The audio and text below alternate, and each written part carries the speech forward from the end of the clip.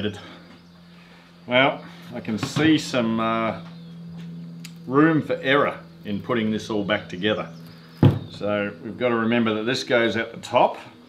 We've got our little steering block just there. And might pay to take a few photographs before we disassemble it. It's always a handy thing to do. What's happening?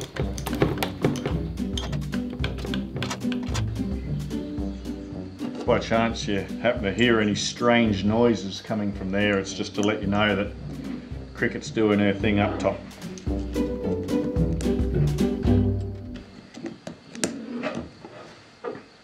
Power tools. We ain't monkeying around here.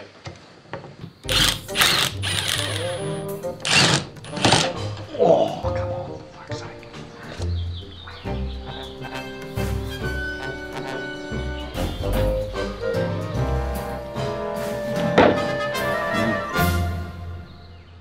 Ooh. Yep. Complicated. But I'll tell you what, this is quite a fascinating contraption right here. So have a close look. As you lock your hubs, you can see on the thread that this thing gets pushed forward, locked in, and then you pull it back and it retracts. Fascinating. And what that does is it pushes in that spindly spliny thing. So it's supposed to go in there. So once that's been pushed in, you're locked. And then the springs bring it out and you're freewheeling. It's amazing. Who thinks of this sort of stuff?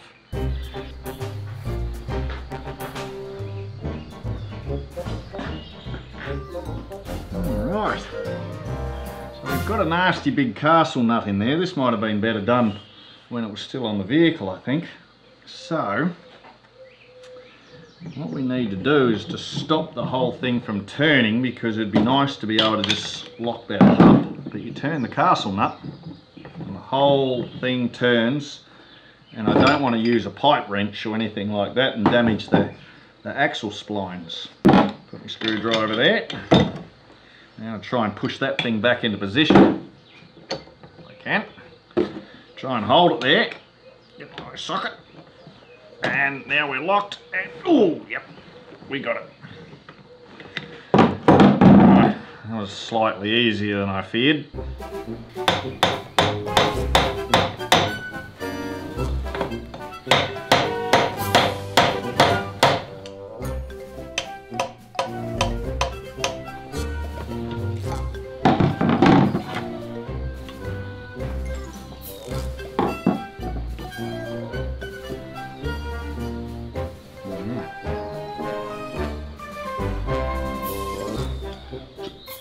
Need to share something with you. You see this little housing here that sits on top of the hub.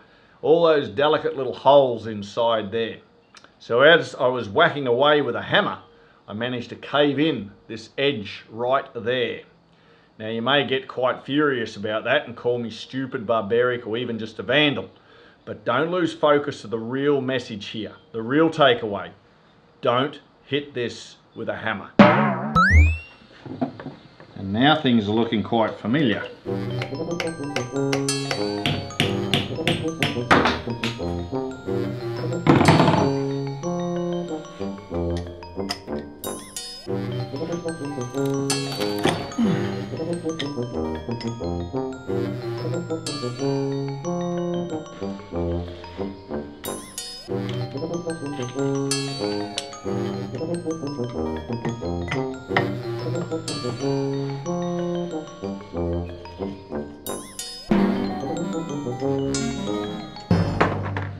Now I think this might come off.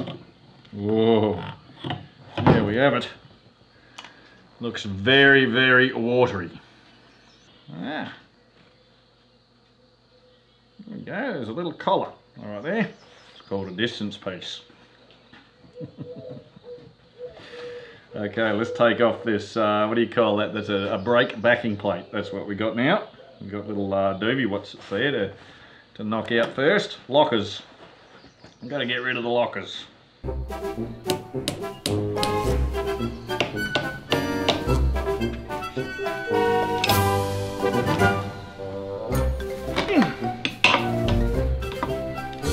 you what, it was good. I had me wheat bix this morning, otherwise this wouldn't be happening.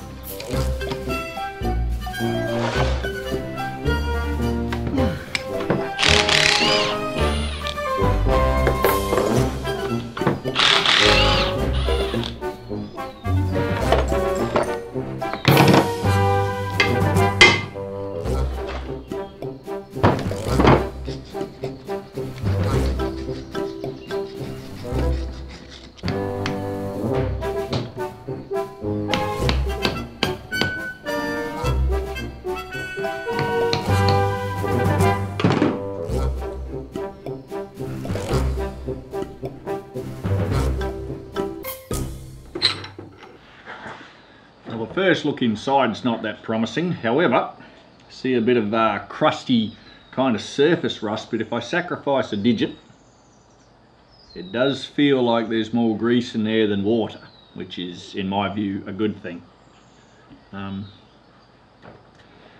Anyway, let us take off the back stuff, see if we can slide this out for a better inspection.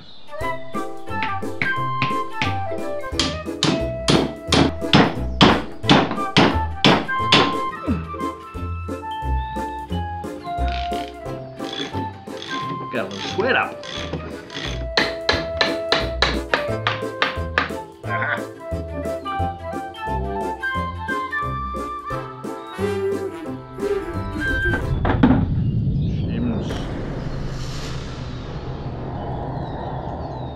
These shims, like I said, don't lose them. Keep them together, and we've got to mark down where they come from, which is the top. Oh. I might have to buy some new ones. But what these do is they create the distance necessary for the right tension to be on that bearing. So that's important.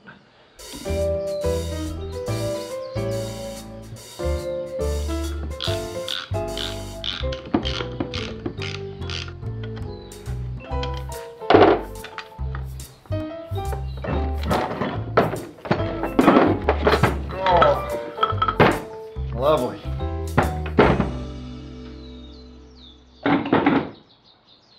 As it is, just looking at these components in their filthy state, I have to say my heart is not singing with joy. There's been water in there getting up to all sorts of mischief. We can see that bearing there is quite crusty. We'll have to replace that. So we're going to have to move into the cleaning, which is going to take hours, and I don't want to force you guys to sit through that. So it's probably a good time for a word from our sponsors. Oh, you're back. That must have been riveting. You took your time. While you were gone, I not only cleaned up the components on the left-hand side of the vehicle, but stripped back the stuff on the right as well, trying to keep them all together. Now, my initial pessimistic appraisal of the condition of these components was not accurate. They were far worse. If I was to use a technical workshop term, I'd say many of them are buggered. All right, let's go through and have a look, starting off with the swivel itself. So on both of them, if you have a closer look, you can see the nastiness here where the chrome's been worn away and even some rather serious scourings gone on in there. So that's rendering these things probably unusable in the future. They're about $100 US a piece. So that's some expense to concern ourselves with. Now also notice on these swivels, we have a bit of a look at this one here. I've taken things apart. We have that thing there, fits in that hole, and then the bearing race, that's down the bottom of the Series 1s and maybe even the Series 2s as well. The steering arm is at the top, where things like Series 3, I believe it's down the bottom. Now something of interest that I didn't see in either of the swivels was a spring that lives up there under the steering arm. Instead, we have what looks like a bush in there, and that fits snugly inside. So I'm actually wondering if this is one of those Railco bush conversion kits. I kind of have my suspicion there. They're the swivel balls. Next we'll have a look at the housing itself. Now on both sides they're a little bit pitted from corrosion and so forth, but where it really counts, on the mating faces, they're pretty good. So I'm going to call the swivel housings good to go for another term. Now we're going to inspect these what you could call stub axles.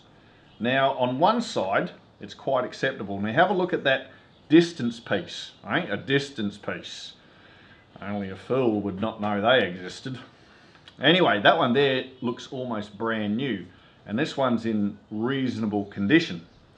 The other side, however, is looking a little beat up. There's a lot of pitting and scarring on the sides, so I think this one here I'm just going to replace, because they're a lot cheaper than the ones that fit on the back. These are like less than $30 a head, and I'm pretty certain I'll just go ahead and replace both of them, seeing that I made that rather interesting decision for the rear. But also take note, something that I found in here, and I don't believe it's on the back ones. Inside there is a bush, all right? But there's not one on the other side. So there you go. Got to keep your eyes open for this sort of stuff. You might have had a monkey like me working on your vehicle before you're starting to do stuff yourself. Now the bearings for the swivel housing, pretty much cactus, as you'd expect. So they'll have to be replaced. And one side much better than the other, but still, throw them in the bin. Half shafts. All right, this universal joint isn't as horrible as I would have expected, but there is a little bit of a clunk. Just a little bit of slack in there, and the slightest amount of crunch as well from muck and corrosion. So you'd be a fool not to replace those. However, this is a different kettle of fish. Oh, on the other side, look at that slop. Look in there. Hey, there's no bearings or rollers in there at all. So my concern is, and we're going to have to take it off to inspect, is if any damage has occurred here, then that means we're going to have to renew this entire half shaft, or whatever you want to call that. All right, so then I'm crossing my fingers on that one. Brake plates, they're good for another day. Lastly, the hubs. On one side, it's okay. But on the other side, it's pretty beat up. When we have a look in the back here and we run our finger through, you can feel how rough it is, where somebody's tried to hammer out the race and scarred the metal and pushed it in an upward direction, which means that the bearing might not fit flush against the metal. And you can see how sort of like ugly and smashed up it is. So I'm going to look in at replacing at least one of the hubs. Okay, so let's set to work and do a few things. Well, this is a reenactment of a job I've already done. I did find this castle nut very difficult to get off, and it's a three-handed job. I've only got two. So this is a technique that worked for me. You'll notice that I have the crowbar set up, locked into the hubs. Now what happened was, as I was trying to turn the castle nut, this whole outer part was moving. So I've locked this into place with two bolts on either side, and this will give me the two hands that I need. So we have our little locking hub there. Now if you have trouble getting that to go in, just swivel this a bit and there it goes. Screwdriver in there, and then the socket can go in. I hold it in place. Holding it down there gives me that leverage, and there we go, loosened off. So that is the technique that worked for me. First we're going to extract the bits and pieces out of the swivel ball. Now these techniques did work for me. They might not do again, and they might not work for you, and there most certainly would be better ways of doing it, I'm sure. Now, I'm also not certain if this technique of fire is going to help very much, just on the parts of the housing. Notice I got it on blocks of wood. That's a great idea when it comes to fire. I got a big bolt here. I'm going to use the bolty end, put it square on that, and see what happens.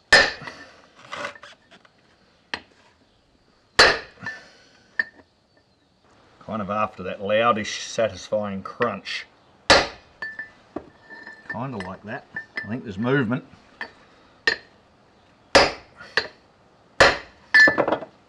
And there it comes.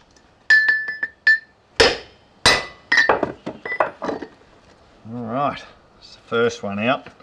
Now with that one out, we can get a centre punch and start working on the bearing race. Where's that? Okay, let's see what damage we can do here. Oh, didn't want to stay. There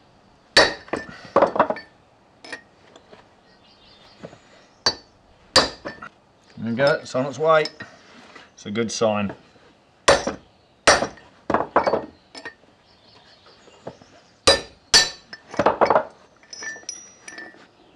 Okay, done. On the half shaft we have these three items that need to be addressed. This guy here is a distance piece, that guy there is the retaining collar, and I couldn't for the life of me work out what this guy was, and I couldn't find him in the parts department. I originally thought it was the distance piece that the oil seal on the inner axle housing runs on. But I was watching Mr. Steamwally's videos, tackling the same job, and this is actually the inner bearing race for the bearing that lives in the back of the swivel ball. I should have known that, but there you go, got set right on there. The oil seal runs on the retaining collar. Okay, so there you go. If you're looking for that in the parts department, it's going to be with the bearing. I'm going to show you my version of events of how these are removed. Don't expect the job to go easy. Now we're removing the retaining collar, distance piece, and the other thing. And this could be considered an act of barbarism. So I'm sure there are probably better ways to do this, but I'm showing you my way. A little bit of heat.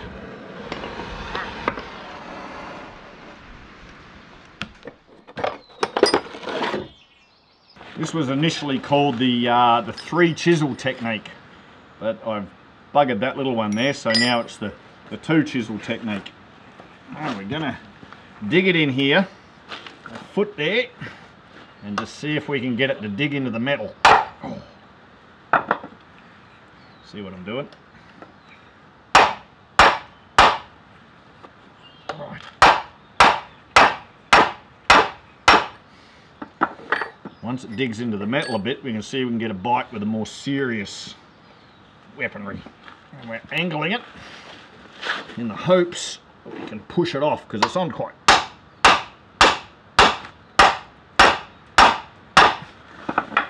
tight.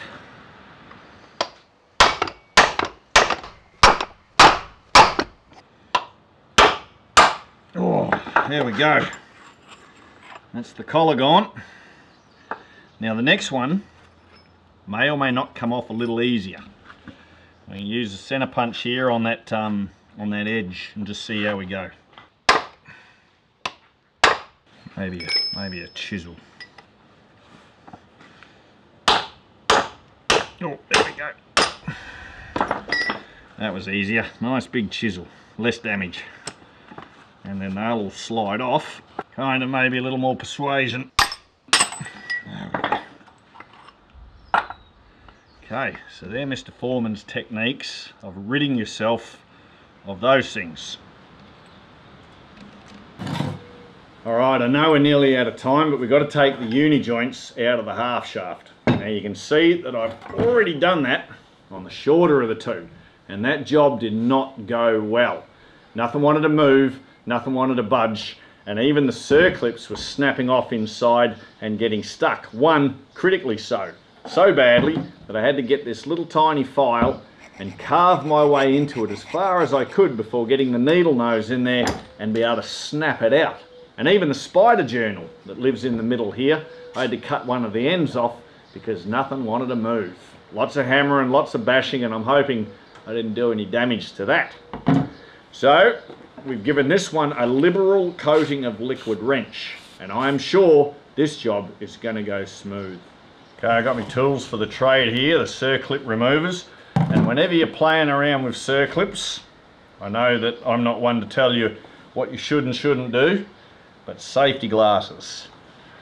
Don't ever play around with circlips without safety glasses. There we go, I just told you something.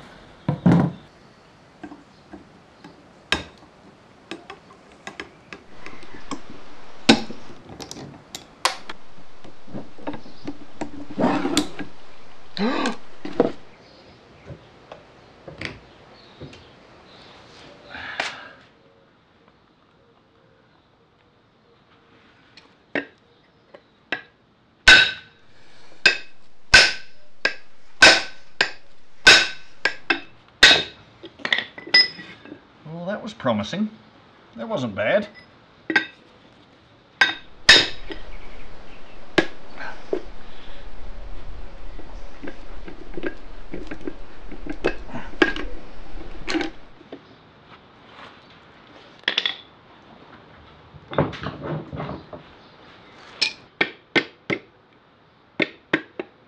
Oh, there it is.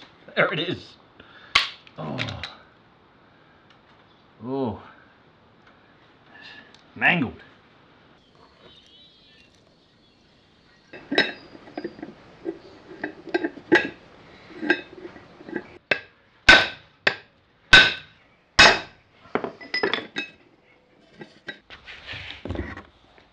Well, this is what we're reduced to. This is exactly what happened on the last job. The other circlip wouldn't come out and just kept spinning, and we're down to the sawzall.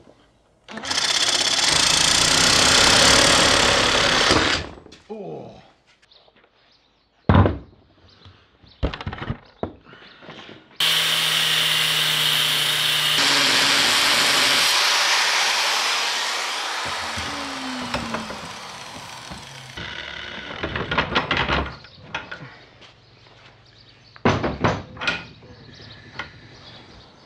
Tell you, if these buggers are even half as hard to get in as they are to get out, I think I'm going to have a little cry. Alright, see what we can do with this guy. Oh, that was a good one. Oh yeah, get those satisfying crunches.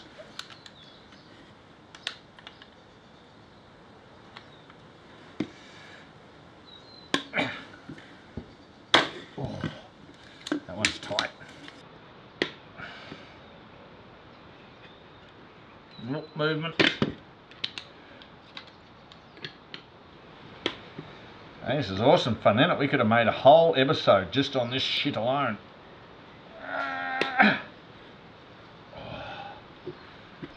Oh.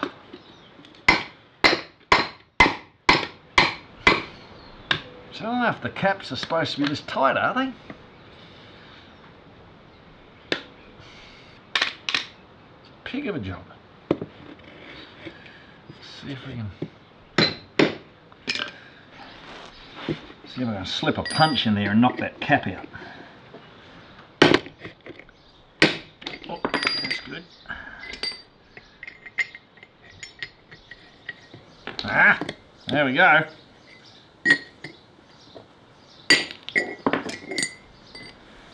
All right, and that's at least one way of doing it. We can vouch for that. All right. So hopefully I haven't destroyed anything, which is quite likely. So the parts have been ordered from the shop across the seas, guaranteed delivery sometime between now and when Christ comes back. In the next episode, we're going to be repairing the front crossmember, and from there, reassembling all the front bit. The thrills are relentless.